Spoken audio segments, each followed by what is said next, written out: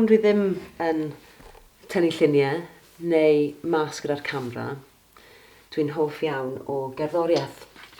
Ac fel rhan o'r ffilmiau yma, beth nes i oedd defnyddio'r offeryn newydd yma, dwi newydd brynu, i greu darn o gerddoriaeth.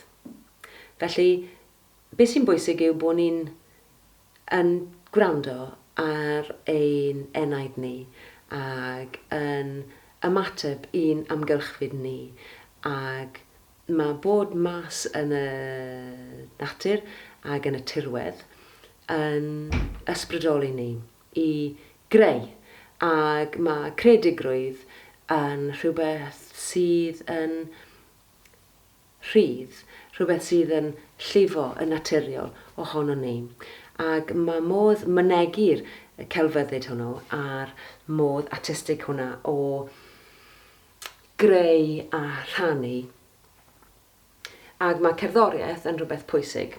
Felly, beth nes i oedd prynu hwn, ac dwi wedi bod yn ymarfer.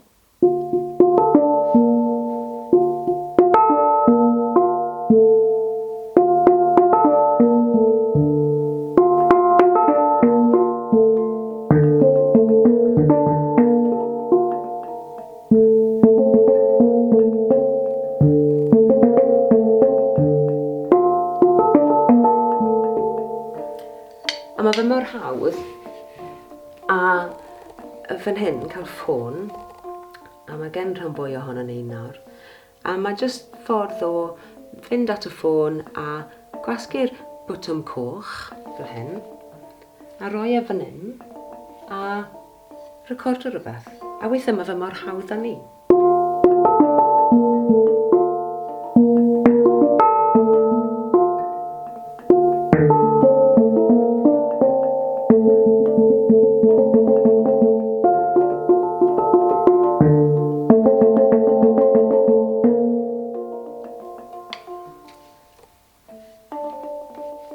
A gwasgu hwnna eto, a clywed e.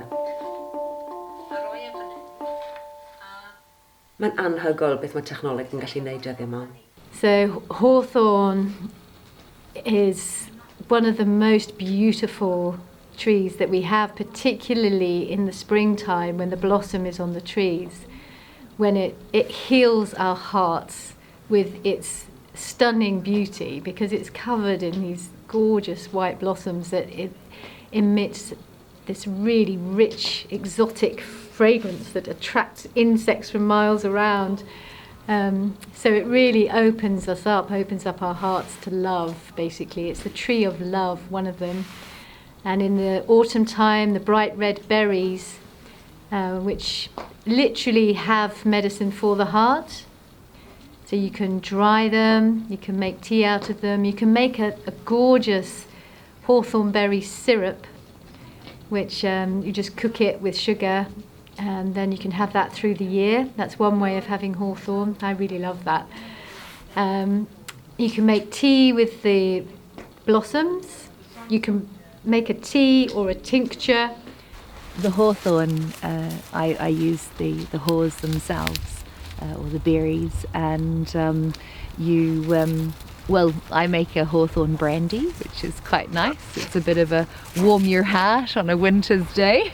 As a Western herbalist, I'd use it in tinctures for if you had someone come to you and they weren't looking very ruddy, when they were looking a bit colourless and maybe a bit dull of energy.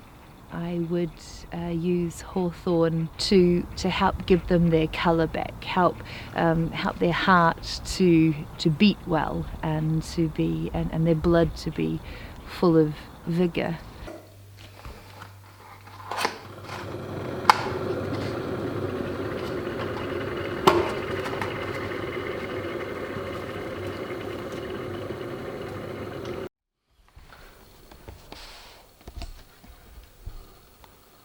Hawthorn, my favourite.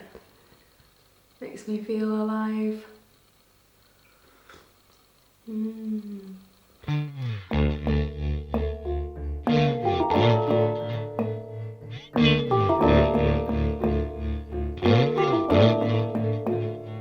Bye.